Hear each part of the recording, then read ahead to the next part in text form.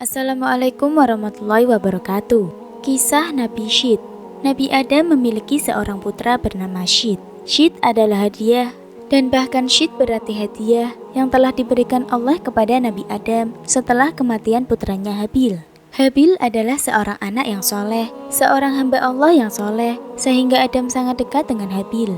Dan ketika dia kehilangan Habil, beliau sangat sedih sehingga Allah mengganti Habil dengan Syed. Tidak hanya seorang yang soleh, tetapi juga seorang nabi dan utusan Allah. Dan Adam menamakannya Syed, yang berarti hadiah Allah. Anak Adam ini sangat dekat dengannya, dia mematuhi perintah-perintahnya. Dia belajar dari ayahnya. Dia biasa mengingatkan saudara-saudaranya, keponakan-keponakannya, dan yang lainnya.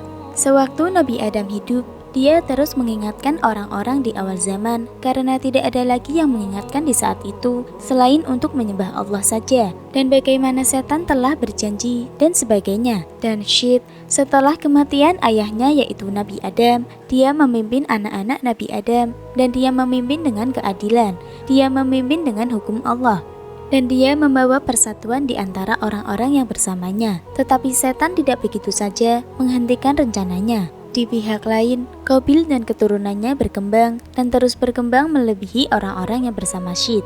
Satu dari mereka yaitu Qabil atau Kane. Dia memiliki keagresifan dalam berperilaku. Dia serakah dan sombong. Dia memiliki karakter yang keras sehingga sulit untuk bergaul dengannya. Lalu, apa yang dilakukannya? Dia memutuskan untuk pergi meninggalkan dan memutuskan pergi sendiri ke suatu tempat yang sangat jauh. Dan Nabi Adam sebelum kematiannya, dia tinggal bersama Syed dan bersama semua keturunannya di suatu pergunungan. Dan anak muda ini, Qabil memutuskan untuk pergi ke lembah dan pergi ke dataran rendah di suatu tempat yang lebih jauh. Sementara Syed telah menerima perintah dari Allah di dalam syariatnya bahwa dilarang untuk bercampur bersama orang-orang yang telah pergi ke pihak lain tersebut atau golongan Qabil. Lalu ada sebuah tanda perbedaan. Para pria dari pihak Qabil memiliki wajah yang jelek, sementara para wanitanya memiliki wajah yang cantik. Ketika datang ke tempat Syed, dan yang tersisa dari mereka, para pria di sana memiliki wajah yang tampan, sementara para wanitanya berwajah jelek. Berdasarkan riwayat dikisahkan bahwa iblis merubah dirinya dalam bentuk seorang lelaki muda, layaknya seorang pencari kerja, dan dia pergi ke pandai besi yang biasa bekerja dengan logam, dan dia bekerja untuk pandai besi tersebut. Lalu iblis menciptakan sebuah seruling, dan dengan seruling tersebut dia keluar, dan dia memperkenalkan seruling itu ke semua orang. Perlahan dia membuat suara yang orang-orang belum pernah dengar sebelumnya, karena saat itu adalah permulaan zaman kehidupan manusia. Dan kemudian dia menciptakan sebuah drum kecil dan menabuhnya, dan semua orang menghampiri. Suara apa itu? Mereka tertarik. Wow, orang-orang ini pintar. Mereka jauh lebih maju dari kita. Dan mereka pun begitu asyik menikmatinya, dan mereka perlahan mulai melupakan perintah-perintah Allah. Di lain pihak, Syed tetap istiqomah dalam mengingatkan umatnya, dan dia tetap memberitahukan umatnya mana yang benar dan mana yang salah dan yang lainnya. Dalam hal ini, kita temukan bahwa setan sedang mengajarkan mereka cara menciptakan kejahatan, sehingga seruling pun dibuat, dan suaranya sangat indah. Dikisahkan bahwa ketika dia membawa seruling kepada mereka, dia mulai memindahkan tubuhnya ke dalam seruling saat mereka mendengarkan alat musik. Semakin mereka mendengar, setiap bagian tubuh mereka bereaksi terhadapnya, lalu mereka pun mulai menari. Inilah cara mereka mengenalkan alat musik kepada dunia, dan melalui alat musik dia menguasai mereka.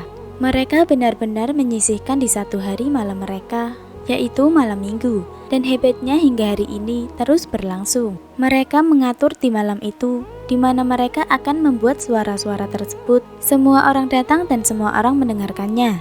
Akhirnya semua orang benar-benar berpesta. Hingga datang waktu di mana sebagian pemuda dari pihak Syed dikunjungi setan. Dan apa yang dilakukannya terhadap mereka, beberapa tertarik. Dia mendatangi dan dia membuat keraguan di dalam hati mereka. Dia membuat mereka bertanya-tanya. Setan membuat mereka mempertanyakan hukum Allah. Mengapa kita dilarang untuk berhubungan dengan sepupu kita? Dikisahkan orang-orang yang berada di pegunungan, yaitu kaum Nabi Syed, mulai mendengarkan seruling ini. Beberapa orang lewat mendekat dan mereka mendengarkan seruling. Mereka menyukai suaranya dan mereka mendatangi arah suara. Para pria ini Mereka melihat wanita-wanita yang ada di bawah gunung. Sebagian dari mereka memutuskan, mari kita lihat apa yang sedang terjadi. Lalu mereka turun dari gunung dan dari beberapa jarak mereka memperlihatkan.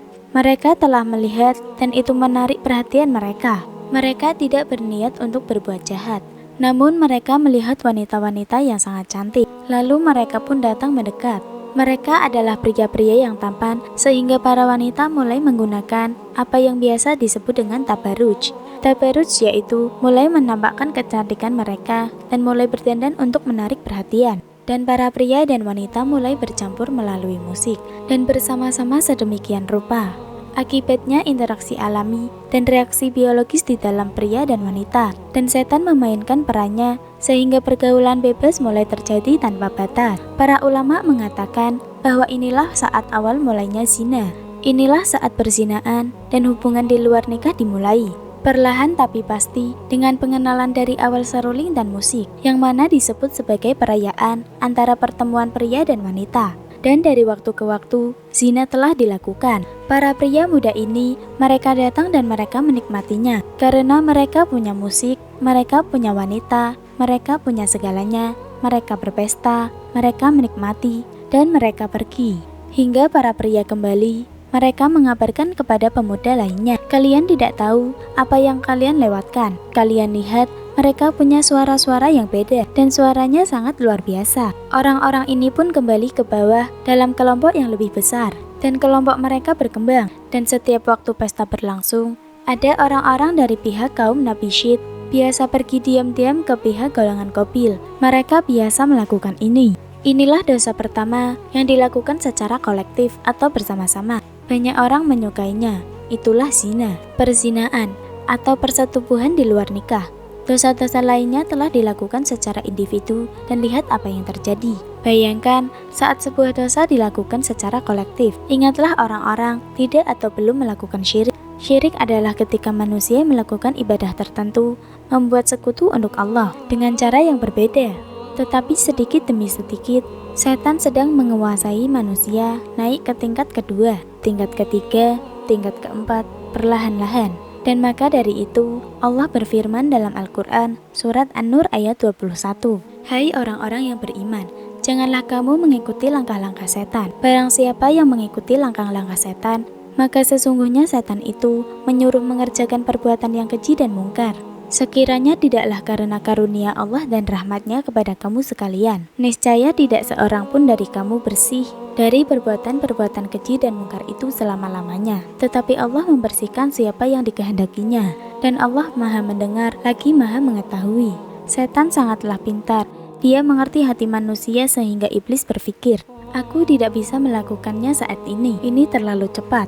Mereka masih terlalu dini, mereka akan tahu siasatku. Jadi aku akan membawakan kepada mereka segala sesuatu yang akan menggerakkan mereka. Jadi iblis membawakan musik dan zina. Iblis menggiring mereka sampai ke sana. Dalam hal ini, Nabi Syed memerintahkan, menasehati, dan melarang. Nabi Syed hidup beberapa dekade lagi, dan beberapa riwayat dan ulama menyepakatinya bahwa dari keturunannya datang sebagian besar para nabi. Sebagian besar nabi menyambung kepadanya, dan beberapa mengisahkan semua nabi tersambung kepada garis keturunannya. Tidak ada yang turun dari Qabil, tetapi dari Nabi Syed, anak Nabi Adam dan Hawa. Demikian kisah yang dapat saya sampaikan. Mohon maaf apabila ada pengucapan kata yang kurang jelas. Wassalamualaikum warahmatullahi wabarakatuh.